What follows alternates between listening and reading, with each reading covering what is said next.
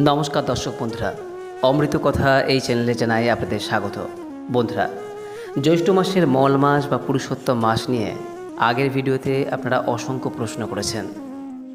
আপনাদের সমস্ত প্রশ্নের উত্তর পার্সোনালি দেওয়া সম্ভব হয়নি, এর জন্য আন্তরিকভাবে আমি দুঃখিত। তবে এই ভিডিওতে আপনাদের করা প্রতিটি কমেন্ট থেকে বাছাই করা সমস্ত কটি প্রশ্নের উত্তর দেব এবং ভিডিও শেষে এমন কিছু বিশেষ প্রতিকারের কথা বলবো যা আপনার জীবনের বাধা দূর করতে সাহায্য করবে। আজকের ভিডিওটি একটু বড় হতে পারে, কিন্তু আমি অনুরোধ করব শেষ পর্যন্ত দেখার, কারণ আপনার মনের সমস্ত সংশয় আজ দূর হয়ে যাবে। চলুন শুরু করা যাক। বন্ধুরা, অনেকেই জানতে চেয়েছেন মল মাসে ভাড়া বাড়ি বদল করা যাবে কিনা। শাস্ত্র অনুযায়ী নিজের নতুন তৈরি করা বাড়িতে গৃহপ্রবেশ এই মাসে নিষিদ্ধ। তবে আপনি যদি কর্মক্ষেত্রে বা অন্য কোনো কারণে ভাড়া বাড়ি পরিবর্তন করতে চান, তবে তাতে কোনো বাধা নেই। শুধু চেষ্টা করবেন কোনো শুভ তিথি দেখে ঘরের আসবাবপত্র সরাতে, যেমন ধরুন বৃহস্পতিবার, শুক্রবার অথবা পূর্ণিমার দিন। এক বোন প্রশ্ন করেছেন, তার মেয়ে জন্মানোর পর মামার বাড়িতে ছিল, এই মাসে প্রথমবার নিজের বাড়ি ফিরতে পারবে কিনা। এ প্রসঙ্গে আপনাদের বলি, অবশ্যই ফিরতে পারবে। নিজের নিয়মিত বাসস্থানে ফেরা বা যাতায়াত করার মল মাসের কোনো প্রকার বিধিনিষেধ নেই।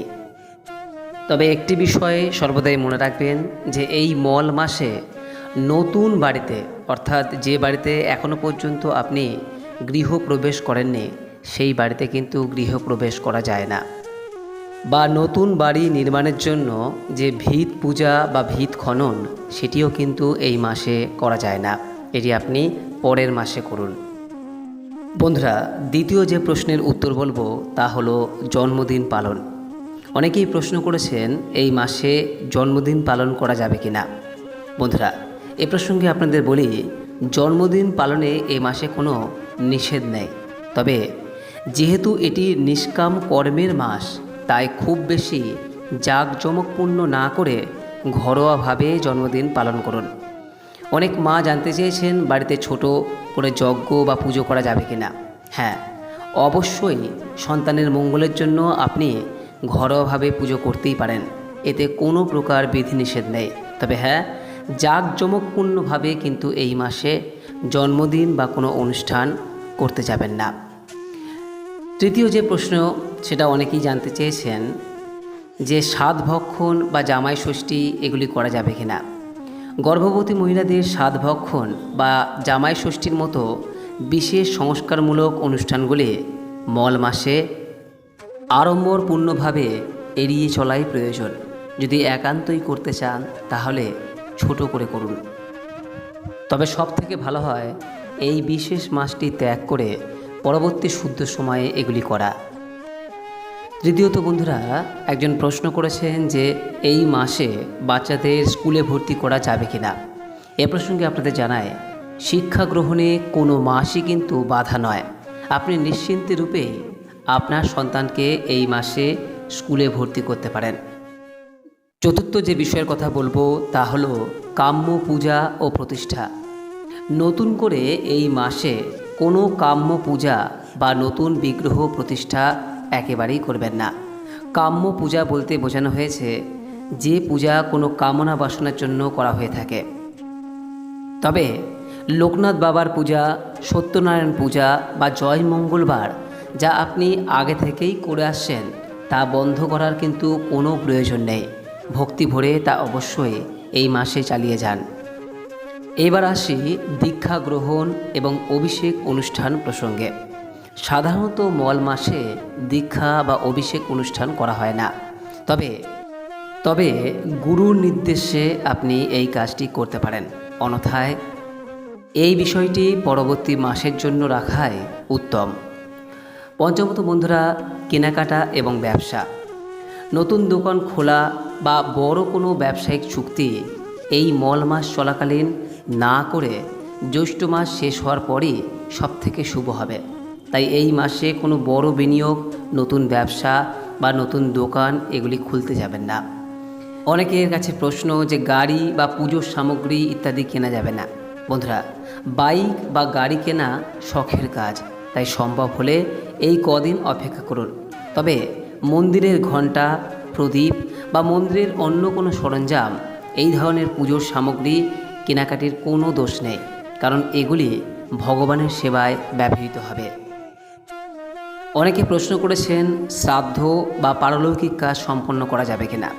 শাস্ত্র অনুযায়ী যারা সদ্য প্রয়াত হয়েছেন তাদের অন্ত্যেষ্টি বা আদ্য শ্রাদ্ধ নির্দিষ্ট সময়েই করতে হয়। মল মাসেও এটি করা যাবে, তবে বাৎসরিক শ্রাদ্ধ সাধারণত মল মাসে না করে পরবর্তী শুদ্ধ মাসে করা প্রয়োজন। আশা করি দর্শক বন্ধুরা আপনারা সকল প্রশ্নের উত্তর পেয়েছেন। একটি বিষয় মনে রাখবেন যে মল মাসে কোনো জাঁকজমকপূর্ণ কাজ, কোনো নতুন কাজ অথবা কোনো কাম্য কাজ, অর্থাৎ যেটা আপনি মনের কামনা বাসনা নিয়ে করতে চাইছেন, সেই কাজগুলি করা থেকে বিরত থাকুন। তবে হ্যাঁ, নিত্য পূজা, নিত্য কাজ, যে কাজ আপনি সারা বছর ধরেই করেন বা ভগবানের সেবায় নিয়োজিত যে কোনো প্রকার কাজ এই মাসে করার ক্ষেত্রে কোনো প্রকার বিধিনিষেধ নেই। আশা করি দর্শক বন্ধুরা এই বিষয়গুলি আপনাদের কাছে পরিষ্কার হয়েছে। এরপরও যদি এই সংক্রান্ত কোনোরূপ কোনো প্রশ্ন বা মতামত থাকে নিচের কমেন্ট বক্সে অবশ্যই জানাবেন। এবার দর্শক বন্ধুরা আপনাদের জানাবো যে এই মল মাসের বিশেষ কিছু বিষয় সম্পর্কে এবং কিছু প্রতিকার ও নিয়ম প্রসঙ্গে। বন্ধুরা, এই মল মাস বা পুরুষোত্তম মাসে অনেকেই বিশেষ কিছু স্বপ্ন দেখে থাকেন। শাস্ত্র মতে এই মাসে যদি আপনি স্বপ্নে শঙ্খধ্বনি শোনেন, ঠাকুর ঘর দেখেন বা সাদা পদ্মফুল দেখেন, তবে বুঝবেন আপনার উপর ঈশ্বরের বিশেষ কৃপা রয়েছে এবং আপনার কোনো অমীমাংসিত মাঙ্গলিক কাজ দ্রুত সম্পন্ন হতে চলেছে। এটি একটি অত্যন্ত শুভ লক্ষণ।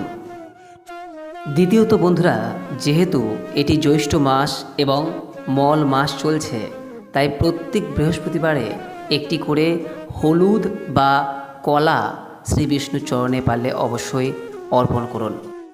যারা বলছেন যে ব্যবসায় মন্দা যাচ্ছে বা হাতে টাকা থাকছে না, তারা এই মাসে অন্তত 2 থেকে 3টি বৃহস্পতিবার এই নিয়মটি পালন করে দেখুন।